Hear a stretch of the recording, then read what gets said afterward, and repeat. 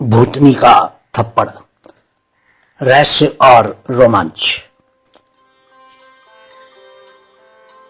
एक सरकारी सिविल अस्पताल। रात के करीब 10 बजे का समय था। वातावरण एकदम शांत था।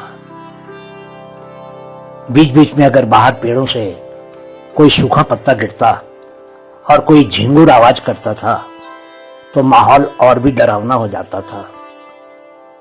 जंगली कीड़ों और जानवरों की आवाजें भी रह रहकर आ रही थी। हवा से जब पौधे हिलते थे तो सरसराहट से माहौल और भी भयानक हो जाता था।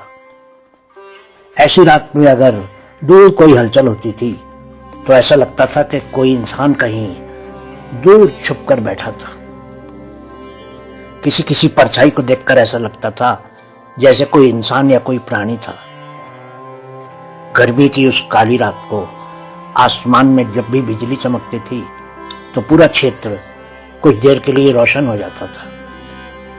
तभी अचानक एक जोर की आवाज आई और साथ ही एक चिंगाड़ भी सुनाई दी। तभी दिखा कि एक काले कंबल में लिपटा हुआ काला साया गोली की गति से अस्पताल के पास के मुर्दा घर से निकलकर दर्जा 4 के कर्मचारियों के घरों की तरफ बदहवास भागने लगा।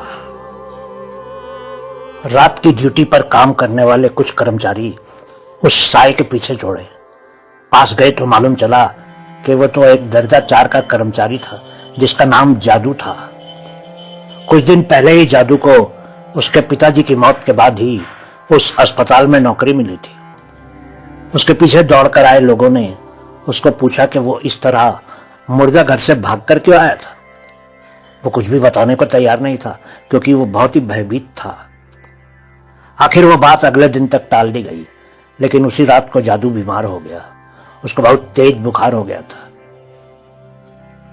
उसका असली नाम कुछ और ही था, पर शायद उन्हीं दिनों राकेश रोशन की हिंदी फिल्म क्रिश आई थी जिसमें दूसरे ग्रह से आए एक छोटे से प्राणी का नाम जादू बहुत ही मशहूर हो गया था और इसीलिए लोगों ने उस नौकरी पर नए आए उस लड़के का नाम जादू रख दिया था।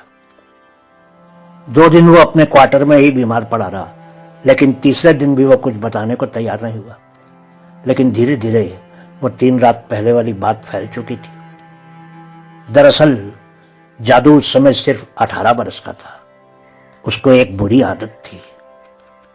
शायद नई जवानी के कारण वो उस मुर्दा घर में लाई जाने वाली औरतों की लाशों के कपड़े उतारकर उनके शरीरों को छू छू कर देखता था।